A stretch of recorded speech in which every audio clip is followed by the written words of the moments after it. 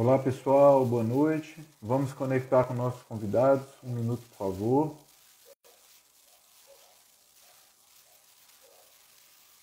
Só um segundo.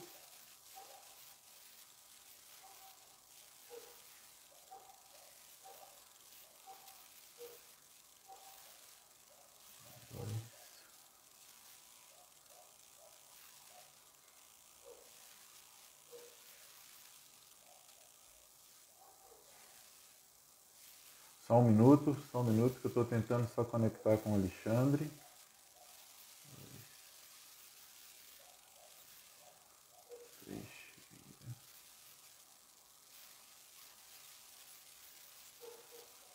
Ok.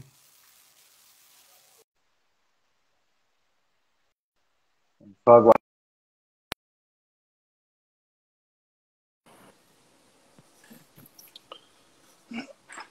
Noite, boa noite.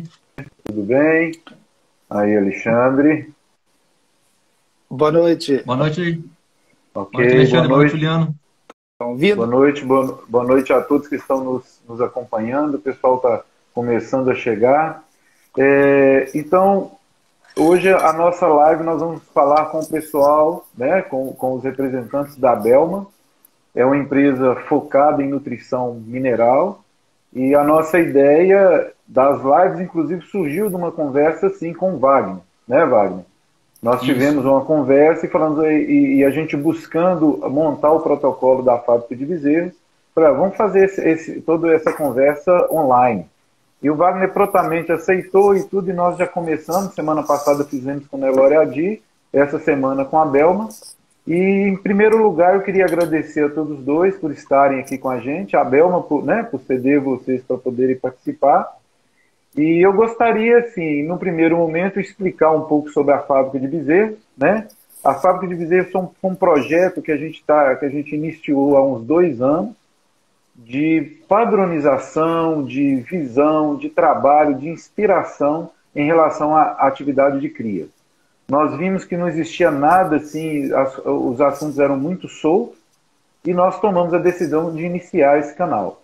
E foi um canal muito bem aceito, nós temos uma quantidade de seguidores muito boa, porque nós temos um público muito específico, né? E desse público surgiram algumas dúvidas, algumas conversas, e nós achamos melhor, através das lives, né? Quando nós vamos conversar com várias empresas, de mostrar ao público, né, o que há de interessante nessa área, o que há de novo, quais as tecnologias que podem ser incorporadas. Né? Então é esse o objetivo do nosso projeto Fábrica de Bezerros. Aí eu queria deixar que vocês aí se apresentassem, cada um da forma que vocês acharem melhor. Se o Wagner quiser primeiro, o Alexandre, aí vocês podem ficar à Tá bom. vontade. Vai lá, Wagner. Pode começar aí. Vamos lá. Bom, meu nome é Wagner, eu sou aqui do sul de Minas, né? Sou diretor da Taurus Representações, que no Instagram é Taurus no Rastro do Boi, tá? Já sou representante da Belma já há quase 2 anos, né? A gente começou lá atrás uma conversa bem amigável, um produto muito bom, de qualidade, que a gente viu a chance de estar representando aqui na nossa região, tá? A Taurus já existe aí já desde 2017 para 2018, tá? Ela nasceu com a preocupação de trabalhar com pecuária de precisão, tá? E lucrativa. E para isso a gente precisava de várias coisas acontecessem, né? De várias empresas para tornar isso realidade, né? E hoje a gente conseguiu aí, a gente tem a representação de 6 empresas, né? Até eu brinco com o pessoal, né? A gente vai desde a análise do solo até o momento que o boi sai da fazenda, né? Que ele é vendido ou que ele vai para o abate, né? Então, dentro desse leque, a gente tem um conceito grande, né? De trabalhar com pecuária de precisão. Então, vai na semente de pastagem, projeto de cerca elétrica, a cerca elétrica, coxos, bebedouros, a nutrição, identificação animal, currais, troncos e balanças, e a gente vem trabalhando há bastante tempo já no mercado dessa forma, né? A gente viu que isso trouxe bastante resultado. Nós temos aí propriedades hoje há 3 anos com a gente, né? Já com todo o processo desenvolvido lá dentro, né? Porque a gente começou do zero. Começamos do zero e foi crescendo, e hoje ela já é dada como uma área de precisão, né? Onde tudo que a gente fez lá dentro. E a parceria com a Belma veio, né? Há 2 anos atrás, eu fui buscando essa empresa que Hoje eu sou muito feliz com ela, eu tenho orgulho de dizer que hoje, né, a gente é representante da Trau e da Belma aqui no sul de Minas. São produtos ótimos, a gente traz, assim, essa questão muito técnica para o produtor, com a mente aberta, né, sempre levando para ele inovação e praticidade, né? Ok. Alexandre? Maravilha. Boa noite, Juliano. Boa noite, Wagner. Boa noite. Boa noite a Boa todos noite. que nos ouvem. Bom, primeiro te agradecer pelo convite. A gente ainda não teve a oportunidade de se conhecer pessoalmente. Espero que a gente possa se conhecer a propriedade, a fábrica de bezerros. E é um prazer aí a gente estar podendo conversar e participar do seu canal, falar um pouco sobre suplementação, né, um assunto tão importante. E rapidamente aí me apresentando, né, em relação à minha formação acadêmica, eu sou zootecnista, eu tenho uma especialização em nutrição de ruminantes, eu já estou no mercado, nessa área de suplementação há 12 anos, e há 9 anos eu trabalho como consultor técnico no estado de Minas Gerais, aqui na Belma Trau Nutrition, né? Rapidamente também, só falando um pouco da empresa, né? Esse ano nós estamos comemorando 30 anos no mercado, é uma empresa importante no segmento de nutrição, no segmento de suplementação. Em 2012, quando ela tinha aí seus 20 anos, 25 anos, ela foi vendida. Então, hoje, a Belma não é mais uma empresa, é uma marca de gado de corte da Trau Nutrition, que é um grupo holandês, uma multinacional na área de nutrição. Então, hoje nós pertencemos a esse grupo, né?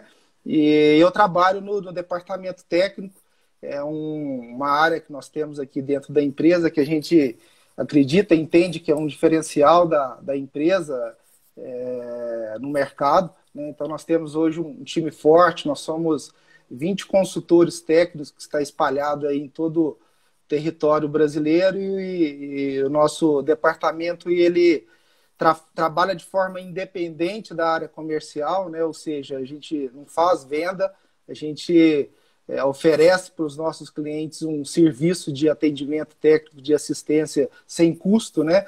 Com o objetivo aí de levar as melhores soluções tecnológicas para os nossos clientes, tá? Ok, ótimo. Eu que agradeço vocês.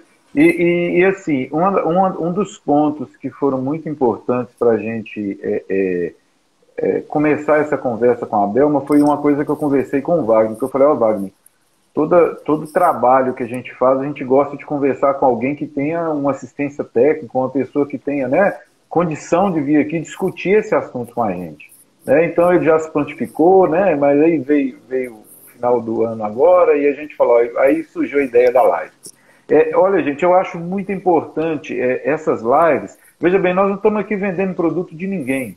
Nós vamos conversar com várias empresas, porque é dessa forma que a gente trabalha, né? A gente conversa com muita gente, a gente parte do princípio que conversar com pessoas mais inteligentes do que a gente só cresce, não é isso? E a gente não pode perder, o produtor rural, às vezes ele fica lá na fazenda, escondido, calado, sozinho, né? E eu acho que essas ferramentas, todas essas pessoas que eu estou trazendo para conversar com vocês, são pessoas que eu descobri no Instagram. Eu não descobri em outro lugar. Foi usando o Instagram da Fábrica de Bezerros que a gente foi encontrando essas pessoas, tornando amigos e tudo. Às vezes a gente compra, às vezes a gente não compra, mas o importante é ouvir, né, o que essas pessoas têm, o que elas vão trazer para a gente de inspiração e de possíveis negócios também. Né? Depois vocês têm as pessoas, vocês têm as empresas, vocês podem fazer os seus contatos à vontade, não tem nenhum problema. Tá certo? E a ideia nossa aqui realmente construir uma comunidade, construir um grupo de pessoas que pensa a cria de uma forma diferente. Tá? Então, feito isso, eu acho que a gente deve iniciar o assunto, porque o tempo no Instagram é meio corrido. Né? Então, eu gostaria, sabe, Alexandre, essa questão da suplementação mineral é uma dúvida que sempre fica na cabeça de muito produtor. Às vezes o produtor fala, eu só vou usar sal branco. O outro, eu vou misturar o mineral com sal branco. É aquela confusão. Aí eu queria que você trouxesse para a gente um pouco dessa visão, né, do técnico, do especialista. Como é que você enxerga isso? Mas por que nós usamos mineralização? Por que nós precisamos trabalhar com tantos minerais, com toda essa composição, né, essa riqueza de minerais que é um sal mineral, por que nós temos que usar isso? De onde vem essa necessidade? Ok, ótima pergunta. Eu acho que é bom a gente começar por aí, né? Antes da gente falar das estratégias, é importante a gente entender a importância da suplementação, né? Principalmente para animais manejados a pasto e por que eu tenho que suplementar, como que suplementa. Então, acho que vai ser bacana aí para a gente contextualizar aí depois o assunto das estratégias, tá? Bom, vamos lá. A gente tem que lembrar primeiro, né, que a principal característica da pecuária de corte no Brasil é que é uma pecuária baseada a pasto, né? Ou seja, a grande maioria dos animais eles são manejados a pasto, né? E nossas pastagens elas estão, na sua grande maioria, em solos de baixa, média fertilidade, né? Lembrando que os solos mais férteis, as terras melhores aí no Brasil, elas já estão ocupadas com a agricultura, né? E existe, Juliano, uma relação muito alta, muito forte entre a fertilidade do solo e a concentração de minerais na planta forrageira, né? Então, se as nossas pastagens estão sob solos que estão de baixa fertilidade, de cerrado, que não são corrigidos, que não são adubados, que estão em algum processo de degradação, consequentemente, as nossas gramíneas tropicais têm baixos níveis de minerais, né? E aí, por outro lado, a gente tem os animais, né, que requerem, que exigem quantidades mínimas de minerais para ser ingerida diariamente, né? E os minerais têm várias funções dentro do metabolismo, na saúde animal. Então, é muito importante a atenção em relação à correta mineralização, principalmente pensando em animais manejados a pasto, né? Então, a gente precisa ter o foco em entender como que se propõe uma suplementação, como que a gente pode estar indicando um produto, né? Então, vamos tentar exemplificar de uma forma mais simplista, né? Como que é o conceito, né? Que, na verdade, quando a gente coloca um suplemento no coxo para o animal, a gente está com o objetivo de colocar aquilo que está faltando na dieta, né? Suplementar a dieta do animal. E a dieta é tudo que o animal come num dia, é o pasto mais o suplemento. Então, eu preciso entender o principal componente da dieta do animal, que é o pasto, né? Tentando trazer Sim, pode falar. Alexandre, é só uma pergunta aqui. Porque nós conversamos muito assim, minerais e tal. Eu, como produtor, eu teria condição de fazer uma análise do meu pasto e talvez conversar com vocês, por exemplo, olha, esse resultado ele poderia ser interessante, assim, porque o que eu estou entendendo aí é o seguinte: a mineralização ela está ligada muito ao funcionamento do organismo do animal, não é isso? Sim, então, sim. como eu tenho uma variação muito grande de solos, eu tenho solos, né, terreno mais escuro, terreno mais fértil e tal. Então, assim, eu como produtor, é possível isso, a gente fazer uma coisa mais precisa, um trabalho mais direcionado nesse sentido? Sim, então, assim, como a suplementação é a gente completar a dieta dos animais, é extremamente importante a gente entender em que solo que a gente está, em que planta que a gente está, em que estação do ano que a gente está, porque isso muda, né? Então, isso aí muda e a gente tem produtos específicos para cada categoria, para cada época do ano, para cada tipo de solo também, né? Então, assim, de uma forma bem simplista, né? Como que eu proponho uma suplementação mineral para um animal, tá? Eu vou dar um exemplo aqui, até pegando um gancho, porque o assunto é de cria. Vamos imaginar uma vaca parida em estação de monta, em reprodução, ok? Então, assim, qual que é o primeiro passo que a gente tem que fazer? Eu preciso saber qual é o requerimento, qual é a exigência dessa vaca de um determinado mineral ou de um determinado nutriente. Eu vou dar um exemplo aqui do fósforo, que é um dos principais minerais, é o que mais impacta no custo de um suplemento mineral, mas o raciocínio serve para todos os minerais, ok?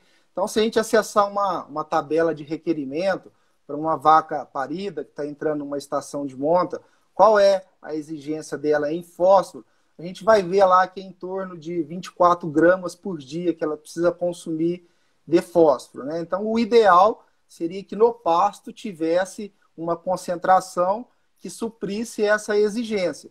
Mas, infelizmente, como nós falamos, nossas pastagens são pobres em minerais, principalmente fósforo, e a gente não consegue suprir toda essa quantidade via pasto. Então, eu preciso colocar no coxo aquilo que está faltando, ok? Bom, aí vem o segundo passo, que é isso que você falou, de tentar descobrir o quanto que tem de fósforo naquela pastagem, né? E aí a gente tem duas formas, né? Uma é isso que você falou, a gente pode coletar uma amostra desse capim, mandar para um laboratório e analisar, ou senão a gente pode fazer uma estimativa acessando uma biblioteca de alimentos. Eu vou pegar lá um pasto de braquiária na época das águas, num solo X, a gente vai ter uma referência da concentração de fósforo, né? Então, a gente estima aí que as braquiárias têm em torno de 0,15% de fósforo na matéria seca, numa condição de cerrado médio. Então, uma vaca come 10 quilos de matéria seca, nesse exemplo, ela vai ingerir 15 gramas de fósforo por dia, via pasto. Mas a exigência dela é 24 gramas. Então, essa diferença, essas 9 gramas, é que ela vai ter que buscar no suplemento mineral, ok? Bom, agora para me saber qual o produto, qual a concentração que vai ter nesse suplemento, eu preciso ter uma noção, uma ideia do consumo nessa fazenda, ok? Então é importante também, aqui abrir um parênteses, que a fazenda tenha um acompanhamento, um monitoramento de consumo. Então vamos imaginar que nessa fazenda aí que a gente está dando um exemplo, o consumo médio dessas vagas na época da estação de monta seja de 100 gramas por cabeça dia, ok? Então, se eu dividir 9 gramas, que é o que ela precisa, pelo consumo de 100 gramas, a gente vai ter um resultado dessa equação de 90 gramas por dia. O que é isso? Eu preciso de um suplemento mineral com uma composição de 90 gramas para cada quilo de produto, ou seja, um sal com 9% de fósforo. Por isso que a maioria das empresas, dos técnicos e das fazendas de cria utilizam na época da estação de monta um sal com 90 gramas de fósforo, porque uma vaca precisa em torno de 9 gramas e normalmente o consumo é em torno de 100 gramas, ok? Mas, de novo, é importante a gente monitorar consumo, porque se a gente sabe o consumo, a gente pode fazer alguns ajustes nessa indicação. Então, por exemplo, se na sua fazenda, por algum motivo, o consumo lá é um pouco mais alto. As vacas lá, você tem essa mensuração, elas consomem não 100 gramas, mas elas consomem 120 gramas por dia.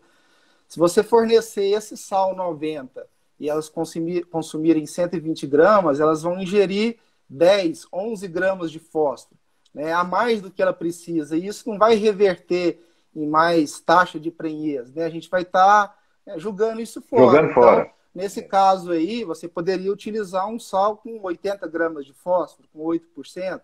E o contrário é a mesma coisa, né? Se a gente está numa fazenda e isso acontece muito, de a fazenda ter um consumo mais baixo por algum determinado motivo, então às vezes a gente tem que trabalhar com um sal ou mais concentrado, ou às vezes um suplemento que tem um pouco de farelo para estimular mais consumo, né? E aí sim a gente fazer esse balanceamento da dieta, que é o pasto mais o mineral. Na verdade, a experiência da gente mostra o seguinte, que sal toda semana você ajusta, né? Toda semana você tem um consumo maior, um consumo menor, você muda de pasto, tudo isso é ajuste. Tem só uma pergunta aqui, antes da gente avançar, com relação à mineralização de búfalo.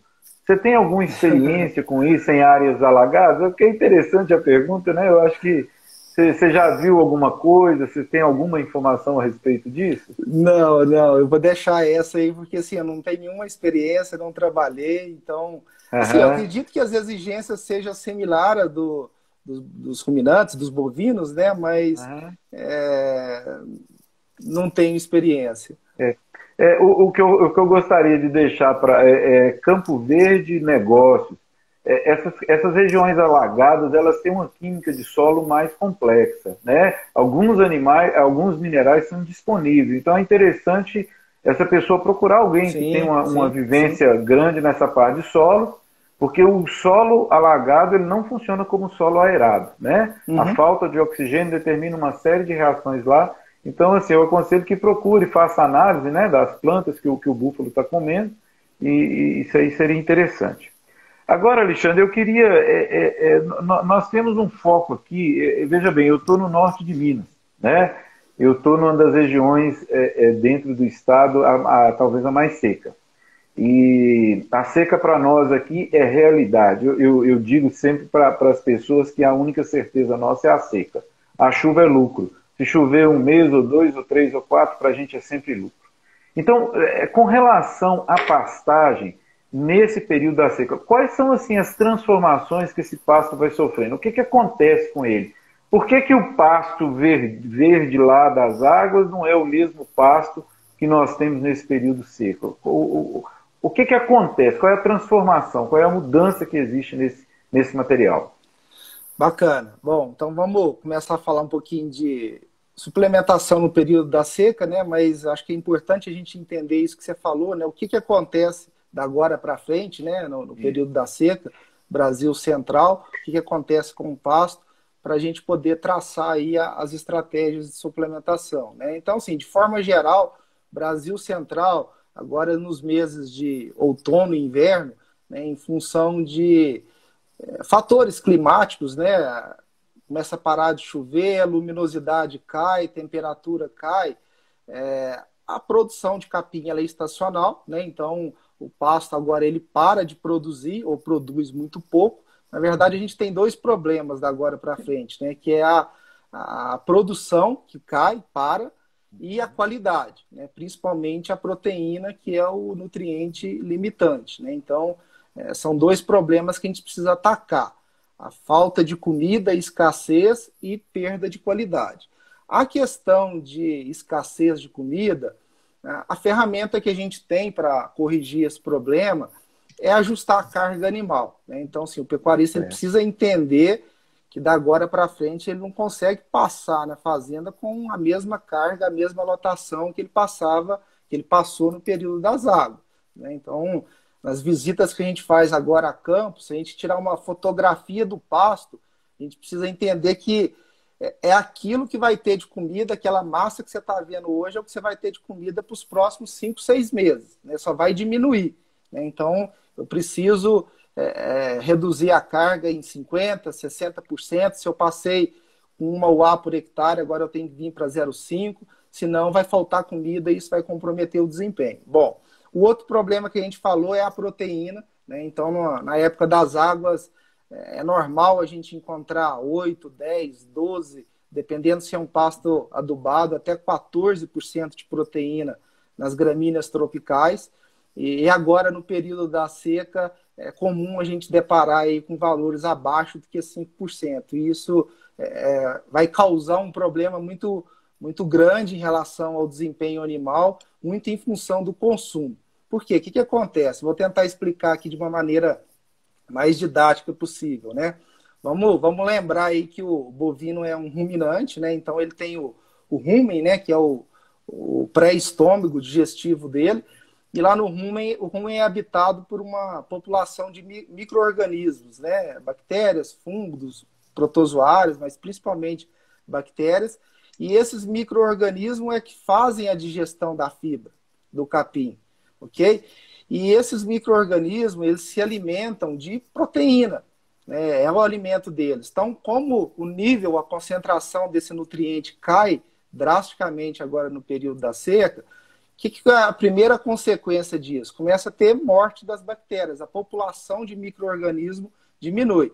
Se eu tenho menos micro-organismo, a digestibilidade do capim, do alimento que está lá no rumen, ela também cai, né? E se a digestibilidade cai, o alimento ele fica mais tempo ou menos tempo lá no rumen? Ele fica menos tempo, porque eu tenho menos exército para atacar lá, para digerir essa fibra, né? E se o alimento fica mais tempo no rumen, qual é a mensagem que a gente está mandando, que ele está mandando lá para o cérebro do animal? Para reduzir consumo, né? Eu preciso sair com aquele animal que ela digesta no sistema digestivo para ele voltar lá no pasto consumir. Então, resumindo, caiu proteína, eu tenho uma interferência no consumo, e o consumo é o principal fator que limita o ganho. Então, por isso que os animais param de ganhar peso ou, na maioria das vezes, perdem peso no período da seca, né? Então, o que a gente deve pensar agora no período da seca é corrigir esse problema e colocar no coxo, além dos minerais, que a gente comentou, fontes de proteína, né, que são compostos nitrogenados. Pode ser ureia, pode ser uma fonte de proteína verdadeira, farinha de soja, farinha de algodão, e aí vem os suplementos proteicos. Então, quando a gente coloca isso na dieta dos animais da agora para frente, tudo isso que eu comentei vai acontecer agora, vai ter um efeito cascata ao contrário. Então, eu coloquei nitrogênio, coloquei proteína no rumen dos animais. Eu aumento a população de micro-organismos, eu aumento a digestibilidade da fibra, eu aumento a taxa de passagem desse alimento no trato digestivo, eu aumento o consumo e aí eu reverto isso em ganho, ok? Então é muito importante agora no período da seca a gente colocar alguma fonte de nitrogênio no suplemento dos animais. Certo, certo. Muito, muito boa essa explicação. Eu acho que ela deixa bem claro para todos nós o que realmente acontece. Não é isso? Só pegando só complementando, que eu acho que é importante, Juliano, assim, para a gente ter sucesso com a suplementação na seca, a gente fala assim, tem um passo a passo, né? Então, assim, antes de colocar essa proteína, esse nitrogênio no suplemento, é importante que a fazenda ela se planeja pensando em forragem, no período da seca, né? Porque não adianta nada a gente usar uma ferramenta para estimular consumo se eu não tenho bucha, facho para ser consumida no período da seca. Então, para ter sucesso com a suplementação no período da seca, a ferramenta que a gente tem aqui falando nisso é a questão de diferimento, né? Então, isso envolve planejamento. Eu preciso reservar uma parte da produção do pasto do período das águas para que esses animais consomam no período da seca, né? Então, não adianta a gente fornecer um melhor produto de seca se eu não tenho facho, se eu não tenho bucha, né? Essa parte de pastagem, ela é extremamente importante. Nós lá na fábrica de bezerros, nós já hoje temos uma visão de pastoreio voazã, né? Nós temos um amigo que, inclusive, vai fazer uma live conosco, que é o André Sório. Então, o André tem uma experiência muito grande nessa área. Então, há 2 anos, a gente já vem, aos poucos, adaptando a fazenda justamente com essa visão desse planejamento. Porque aqui, na nossa região, nós temos o que nós chamamos de vazio vazio forrageiro. Então, nós temos um período que não tem mesmo, não tem chuva. Eu estava conversando com o Wagner hoje, Wagner falando, aqui no sul de Minas deu uma chuva. Nós já estamos, sei lá, 60, 70 dias sem chuva, né? Então, por exemplo, eu tenho áreas hoje que estão... Né? Como é que é, Wagner? Desculpa. Costuma ficar até mais tempo sem chuva aí, né? Sim, aqui pra gente é 6, 7 meses, é normal, né? Então a gente já trabalha com essa visão e a gente tem tido um resultado muito interessante com esse pastoreio vazão, né? Ele tem dado um resultado muito interessante, inclusive na seca. Você vê, numa época dessa tem capim brotando, né? Então isso aí é bem interessante. Agora sim, voltando aqui voltando para o nosso tema aqui, como é que você pensa, assim, quando você vai numa fazenda, como é que você propõe uma suplementação? Por grupo, por idade? Como é que funciona? Como é que a gente pode separar, né, esses animais para poder fazer uma mineralização eficiente? Por categorias, né? Acho que é por grupos de categoria, né? Então, pensando numa fazenda de cria, né?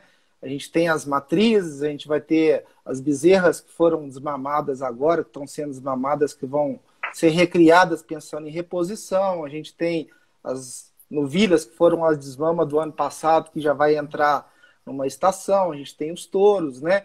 Então, normalmente é por época do ano e por categoria, porque as categorias têm exigências diferentes, né? E também por objetivo, né? Qual é a minha meta de ganho, de objetivo, agora, por exemplo, no período da seca, né? Eu quero manter o peso das minhas matrizes, eu quero colocar 200 gramas de ganho nas minhas bezerras, né? Então, vai em função também do desempenho, né, que a gente está almejando para essa determinada categoria. E essa é uma pergunta que a gente faz muito. Sim, Essa pode pergunta falar, a gente faz muito para o cliente hoje, né? Qual é o seu objetivo, né? Muitas vezes ele está meio perdido, né? A gente vai orientando ele, né? Tentando achar aí caminhos, né? Logicamente, sempre olhando a pastagem, sempre olhando a categoria animal, né? E dando informações para ele ter esse objetivo, né? A gente já me deparei com um cliente que não tinha objetivo. Pô, mas eu quero dar um proteinado, mas você quer ganhar, você quer manter? Não, eu quero dar um proteinado, né? Isso acontece muito, a gente vai orientando isso, né?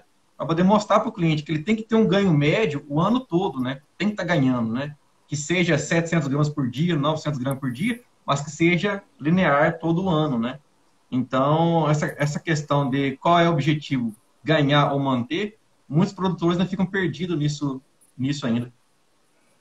Na verdade, eu acho, sabe, Wagner, o produtor, ele tem nós temos um problema de uma conta, eu até falei com vocês dois, essa conta precisa fechar para o produtor. Às vezes o produtor, ele fica muito preocupado, porque ele fala assim, eu vou gastar o mesmo valor de um arroba para colocar um arroba, né? Eu sei que não chega nesse ponto, mas a gente precisa, como produtor, ele precisa ter isso muito claro, né? Eu acho assim, que da forma que a gente já conversou, que vocês trabalham, né? Isso é muito importante para o produtor. O produtor ele tem que fazer essa conta, né? Porque senão ele deixa lá no pasto, aí nós temos esse boi sanfona, né? Todo ano, né? Essa dificuldade que existe na pecuária. Quer dizer, nós temos animais que poderiam sair com 24 meses, vão sair com 36, né? Sim. Agora é um negócio complicado. Eu até falei com vocês para a gente. A gente já conversou, eu preciso de um valor relativo a um arroba. Então, se eu tenho um produto que me dá um ganho de 1 quilo por dia, ótimo. O produto já está resolvido. Mas quanto que ele vai custar para mim? Né? Então, acho que o produtor ele tem sempre essa preocupação financeira. Né? Porque é uma época difícil, normalmente ele já vendeu os bezerros e tal, então ele tem que estar pronto para entender toda essa situação do pasto que está acontecendo e para ele ter reserva, inclusive financeira, para poder fazer esse trabalho. Porque, na verdade, é o seguinte, quanto vale uma arroba perdida? Essa conta ela sempre fica na minha cabeça. Porque às vezes a pessoa fala assim, mas suplementar é caro, mas eu tenho uma visão seguinte, quanto que eu perco quando eu perco um arroba? Né? Claro. Uma pessoa que tem 100 vacas, se ela chegar lá no final com 100 arrobas perdidas, né? Quanto que é isso? Né? Então é um valor muito alto. Né? Então essa conta o produtor precisa ter muito cuidado com ela e saber fazer, e fazer do que ele vai perder também se ele não usar. Claro, né? claro. Que é a conta que a gente fala que são as contas de benefício-custo, né? Sim. Entender qual é o benefício que essa estratégia que a gente está propondo vai trazer, né? O custo, e avaliar, né? Qual é essa relação, e na maioria das vezes ela é positiva, né? Mas assim, vamos voltar aqui para as categorias. Perfeito, né? perfeito. Você falou o negócio, eu vou fazer mais ou menos aqui uma sequência. Você falou das bezerras. Eu sou uma pessoa que eu sou extremamente preocupado com as bezerras. Porque eu acho que ali está todo o esforço do produtor. Né? Uhum. É ali que é o futuro da atividade dele. Ele gasta com sêmen, ele gasta com nutrição, ele gasta com tudo para quê? Para ter uma novilha melhor que a mãe. Perfeito, né? E perfeito. isso é fundamental. E são animais que a gente tem visto algumas pessoas gastarem valores muito altos, né? Quer dizer, a pessoa não ganha nada, e tem gente que não gasta nada, digamos assim. Como é que você enxerga isso aí? Como é que é a sua visão, a sua estratégia quando você chega num produtor para propor a ele alguma coisa economicamente viável que dá a ele uma futuro interessante com as novilhas, com as bezerras, né? Digamos assim, as desmamadas. Ok, vamos lá. Então, uma fazenda de cria, né, que tem uma estação de monta definida, né, que começa em novembro, outubro, depende da região. Normalmente a desmama acontece agora, né, Juliana, na entrada da seca, né, abril, maio. Né? Então, essa fazenda ela normalmente vende os bezerros e ela retém parte das fêmeas ou todas as bezerras para reposição, né? Então, essa fase agora de recria e essa primeira seca pós-desmama é uma fase assim, bastante desafiadora que a gente tem que dar muita atenção. A gente não pode negligenciar ela. Né? Por quê? Porque a gente está pegando um animal, né, que a gente acabou de cortar o vínculo, fez a desmama, acabou de cortar o vínculo com a mãe e ela vai ter um desafio aí de uma primeira seca, né? Se a gente não fizer nada para essa bezerra, se a gente colocar ela lá num pasto no fundo da fazenda e dar só um sal mineral, provavelmente ela vai emprenhar só com 2 anos e meio, 3 anos, e a gente sabe que esse modelo não encaixa mais dentro de uma pecuária eficiente, né? A gente está vendo aí várias fazendas já trabalhando com um projeto de pré-cocinha, emprenhando com 14, 15 meses.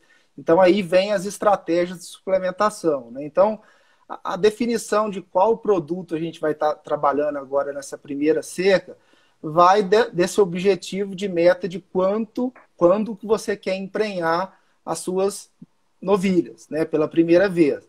Então vamos pensar assim numa média, né, que a maioria das fazendas de cria fazem, que é emprenhar com 2 anos, né? Ou seja, eu peguei uma bezerra que está desmamando agora, ela vai passar essa seca, as próximas águas, a segunda seca e ela entra na estação do ano que vem, correto?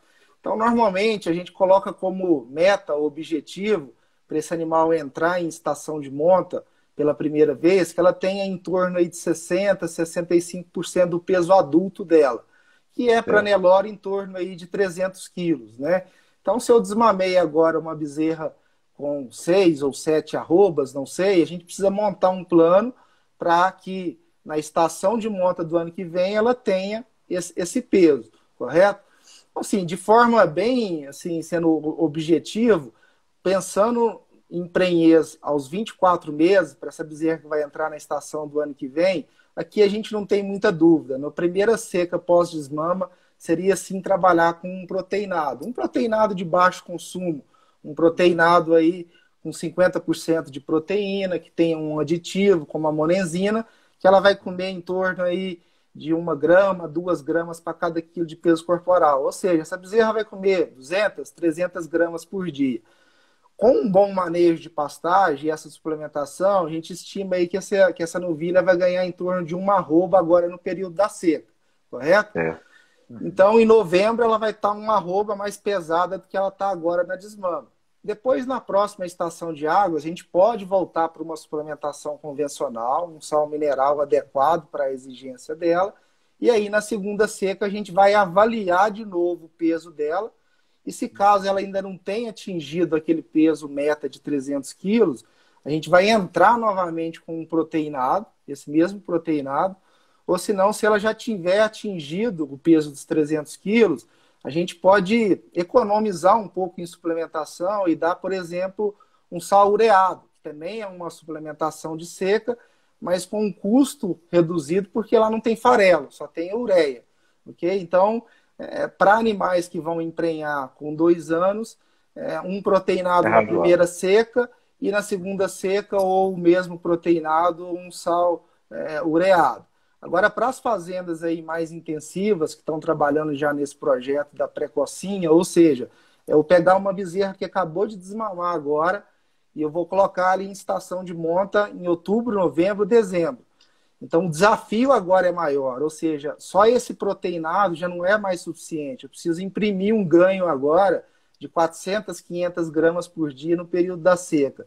Aí agora eu preciso mudar a chave, eu preciso colocar um suplemento de mais alto consumo, como, por exemplo, um proteico e energético, que aqui agora já é uma raçãozinha que a gente vai fornecer todo dia, na faixa de 3 até 5 gramas para cada quilo de peso corporal, ou seja, essa bezerra vai comer em torno de 1 quilo por dia, para que em outubro, novembro, ela esteja aí com o peso dos 300 quilos e a gente consiga colocar ela, expor ela à reprodução.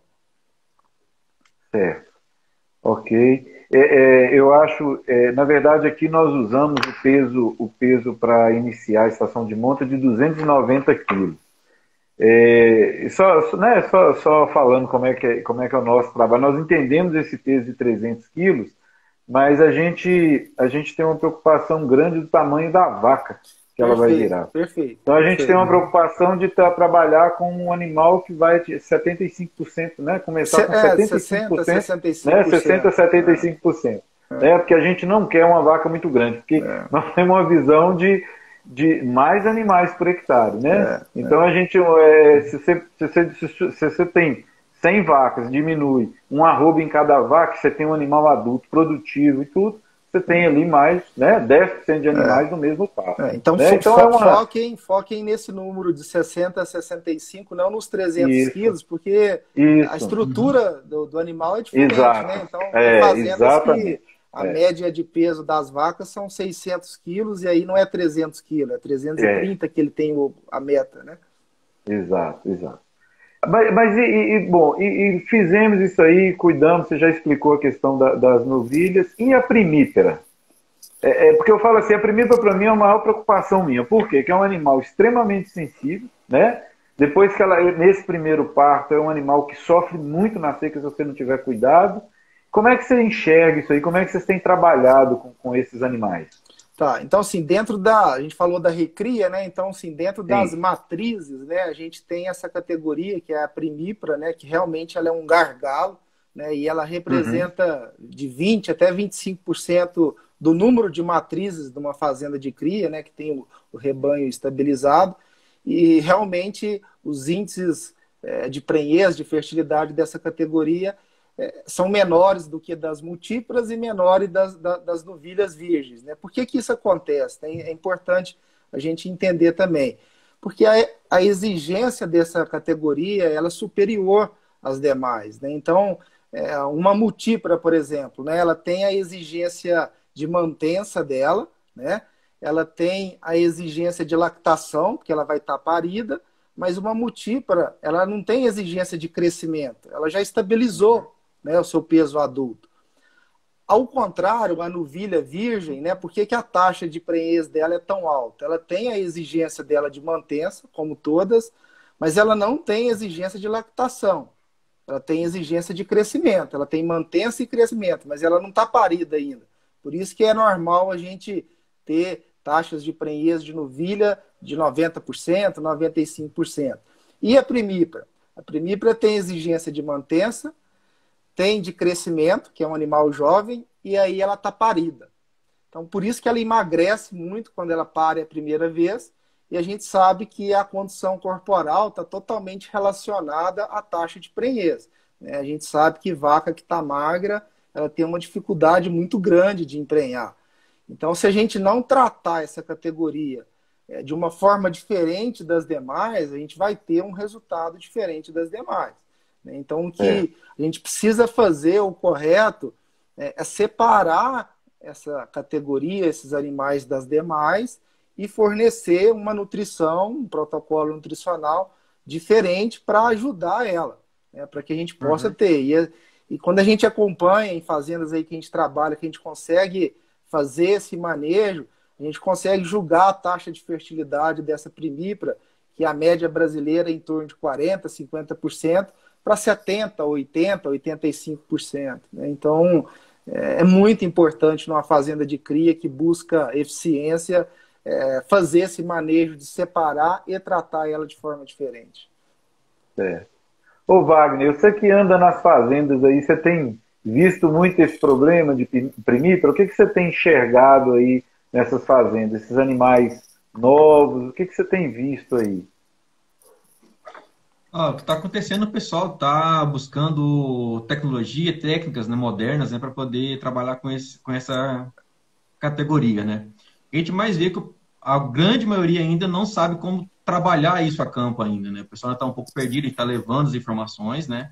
E vem trabalhando com isso. Até tem uma pergunta aqui, até queria falar com o Alexandre, né? Nessa categoria dessas primíparas ou bezerros, né? O creep feeding ainda é eficiente para os bezerros, né? Quem fez a pergunta foi a Ana Paula Ferreira. E acho que convém o Alexandre comentar um pouquinho disso aí também. Eu tenho visto o seguinte, tem tido assim, bastante eficiência, assim, tá? Tem melhorado bastante isso a campo, né? A gente roda fazendas aí semana toda, a gente tem visto que o pessoal tá querendo melhorar, tá? E tá buscando ser eficiente nisso.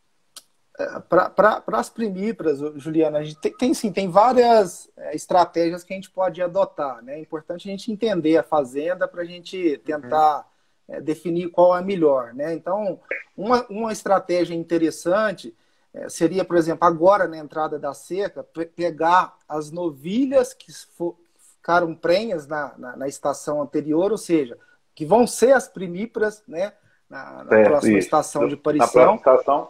E já começar com uma suplementação diferenciada nelas, né? Já separar, né? E já dar um proteinado, por exemplo, para que elas cheguem em aparição numa condição corporal interessante, né? Para que elas sintam menos, né? Então já seria uma intervenção, começar agora e monitorando a condição corporal dela e já fornecer alguma coisa diferente.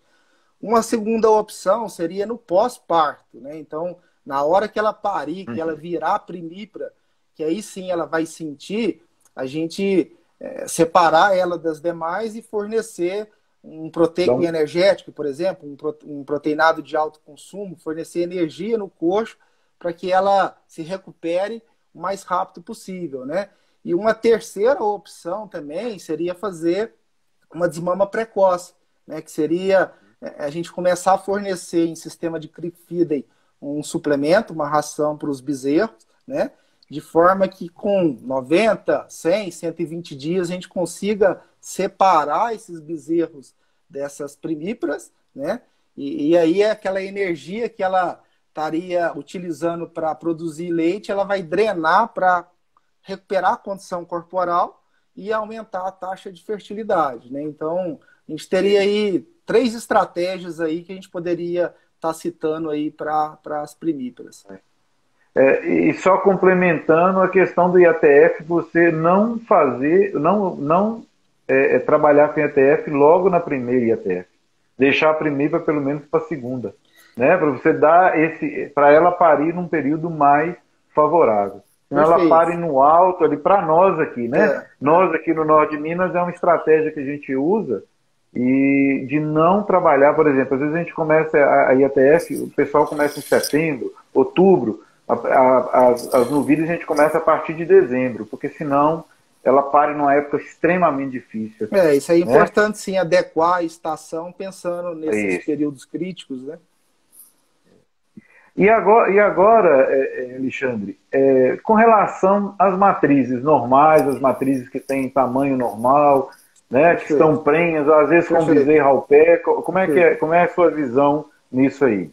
Então, assim, de novo, né, uma fazenda que tem já uma estação definida, né, agora para frente, que ela vai ter de categoria uma vaca prenha, né, uma vaca gestante, que já desmamou, está desmamando um bezerro, né, então a gente vai ter essa categoria aí para estar trabalhando agora no período da seca. Eu acho que o mais importante, Juliana, é a gente monitorar ou manejar a condição corporal dessa matriz, né, então, voltando lá, a gente sabe que quando a vaca pare, né, ela entra naquele balanço energético negativo, ela não consegue consumir aquilo que ela precisa e por isso que ela emagrece e ela só vai dar o primeiro cio dela na hora que ela parar de perder peso, na hora que voltar a ganhar peso. Então é importante a gente monitorar a condição corporal agora no período da seca. A definição de qual suplemento vai fornecer para essas matrizes vai depender desse acompanhamento, né? Então depende de seca, depende de oferta de forragem, né, da condição corporal. Vamos imaginar que numa fazenda, na sua fazenda, agora na entrada da seca, suas matrizes estejam com uma boa condição corporal. O que é uma boa condição corporal? Não estejam mostrando costela, por exemplo, ok? E aí a gente quer que ela pare nessa condição, né? Então, nesse caso, se eu fornecer um sal ureado, né, um sal com 20%, 30% de ureia e tendo boa oferta de forragem, eu consigo manter o peso dessa vaca, né, para que ela pare nessa condição. Mas se ela já está agora mostrando 1, 2 costelas, ou a partir de julho, agosto, aconteceu alguma coisa aí na propriedade, a seca foi mais severa e a condição corporal dela caiu, às vezes a gente vai ter que abrir mão de um suplemento ureado e partir para um proteinado, né? Então, acho que não vai fugir muito disso, vai ser um ureado ou um proteinado e muito com base no score de condição corporal desse animal. A vaca, ela é sempre uma preocupação, que ela é o animal mais caro que você tem na propriedade, né? Um animal caríssimo de ser formado, né? Você tem uma vaca prenha parindo todo ano, uma vaca que pare todo ano, um animal adulto, um animal caríssimo, né? Um animal que, principalmente se é fértil, né? Se tem raça, Então, assim, é um negócio super complicado, porque às vezes a gente fica numa situação difícil.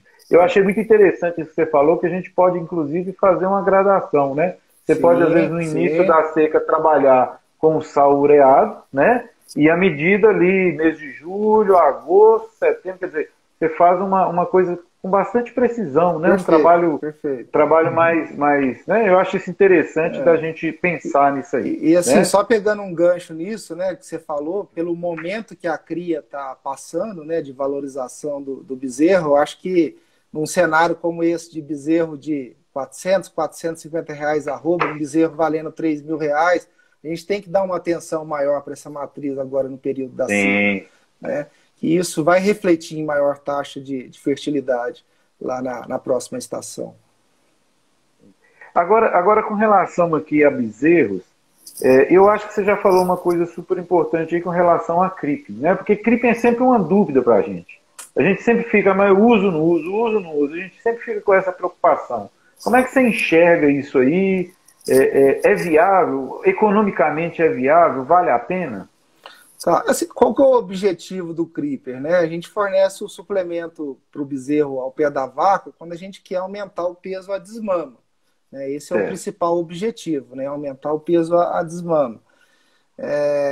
Existem basicamente dois tipos de suplemento de Creeper no mercado, né? Tem um de mais baixo consumo, né? Que um bezerro vai desmamar lá comendo 200 gramas, 300 gramas por dia. A gente fala que é um proteinadozinho, né? Que em função do consumo baixo, o impacto no peso à desmama também é baixo, correto? E a gente tem um creeper de mais alto consumo, que é praticamente uma ração, que o bezerro ele vai desmamar comendo 1 quilo por dia, ou até 2 quilos por dia, que aí sim a gente vai ter um impacto maior no peso à desmama, né? Então, a gente precisa entender por que a fazenda quer dar o creeper, né? Que tipo de creeper que ela quer dar, essa definição de qual suplemento também vai exigir questão de manejo, de estrutura, que é muito importante, né? Então, quando a gente está trabalhando nesse creeper de alto consumo, é muito importante o manejo, estrutura, área, colocar todo dia, porque é uma ração, certo? Mas os cálculos que a gente sempre está fazendo aí, mesmo com essa alta dos insumos, mas também houve uma valorização muito alta no bezerro, a conta de benefício-custo ela é positiva, né? Então, se pegar esse de baixo consumo, a gente estima que haja um impacto aí em torno de 8%, às vezes até 10% no peso à desmama. Então, se eu desmamo um bezerro com 200 quilos sem creeper, se eu der esse de baixo consumo, se a gente colocar 8%, vai dar em torno de meia arroba, certo? Eu vou desmamar o bezerro com meia arroba mais pesado, né? Qual é o custo dessa suplementação, né? Você vai investir em torno aí de 100 a 120 reais nesse suplemento proteico durante o período que ele vai consumir aí nesse período. Então, se eu tenho hoje uma arroba de 400, 450 reais, né? Eu vou investir 120 e ele vai me retornar 200 reais, né? Então, a conta ela é positiva. E o de alto consumo também da mesma forma, né? Aqui a gente já espera um ganho adicional maior, né? Quando a gente fornece esse suplemento aí que o bezerro vai desmamar comendo 1 quilo, a gente já estima um ganho adicional na casa de uma arroba, até uma arroba e meia, dependendo da dosagem, né? E você vai ter um custo aí em torno aí de 200 reais, depende se você vai comprar o produto da fábrica pronto, você vai fazer essa ração na fazenda, né? Então tem que avaliar isso aí também, mas também ele é interessante do ponto de vista de custo-benefício. Eu acho muito interessante também a questão do creep, que eu acho que todo mundo tem que avaliar muito, é com relação ao desmama precoce, né? Você ganha ali, se você tem 10% de peso, você pode vender, né? Talvez um mês antes, né? Então, se atingiu aí o bezerro 6 arrobas, 6,5, você já está com um bezerro excelente para ser vendido, né? Perfeito. Então, eu acho que essa visão é interessante. Eu estou um pouco preocupado, eu estou só um pouco preocupado com o tempo aqui. Ok. E eu queria assim, uma última categoria que eu gostaria da gente falar que eu acho que é interessante seriam as vacas de descarte, sabe? Eu tenho uma visão que essa vaca ela tem uma carne que precisa ser trabalhada. Nós inclusive, vamos ter uma das lives, a gente está terminando de fechar essa live com um especialista em carne, que é uma pessoa que entende bem disso, que a gente quer fazer essas perguntas. Porque muitas vezes a gente pega esse animal magro, vende num preço muito baixo, e se a gente retivesse esse animal, tratasse dele num confinamento, como é que você vê isso? O que você acha dessa ideia? Tá, vamos lá. Vacas de descarte, né? É importante porque assim, é uma receita da fazenda de cria, né? Uma fazenda de cria, ela tem duas receitas, né? Tem a venda dos bezerros, né? De parte das bezerras, e a outra renda, a outra receita de uma fazenda de cria são as vacas de descarte, né? As vacas que não emprenharam, né? Então, normalmente, como que acontece, né? Numa estação de monta, numa fazenda que já tem isso definido, fevereiro, março, né, o veterinário faz o DG, o diagnóstico de gestação, e aí a gente já sabe quais são esses animais, né, que não emprenharam e provavelmente vão ser descartados da fazenda. Só que ela está com bezerro no pé e a nossa desmama normalmente ocorre agora, né, na boca da seca, em maio, junho. Então, preciso esperar essa vaca desmamar para me poder descartar ela. E o que acontece na maioria das vezes é que na hora que a gente desmama esse bezerro para descartar ela, ela está numa condição corporal abaixo do que a gente preconiza para abate, né? E a gente está na entrada da seca, onde a gente já não consegue mais colocar ganho de peso nela, né? Então, é importante sim a gente pensar em algumas estratégias para viabilizar isso, para a gente poder entregar aí um produto melhor, né? Bom, também tem várias estratégias, né? Eu acho que uma seria, por exemplo, para quem está desmamando agora, seria fornecer, de novo, um proteico e energético, aproveitar que ainda tem uma certa qualidade no pasto nesse início da seca e dar lá uma raçãozinha mais concentrada, 2 quilos, 2,5 kg por dia. E aí a gente já consegue colocar lá uma condição corporal que esses animais são abatidos. Se a fazenda tiver uma estrutura de confinamento, eu vejo com bons olhos, sim, colocar esse animal durante 40, 60, 70 dias no confinamento e conseguir uma valorização maior no frigorífico ou em açougues, né? Porque você vai estar entregando um animal mais bem acabado. E uma terceira opção, que acho que vai de encontro com aquilo que a gente falou também, de novo, acho que é a desmama precoce.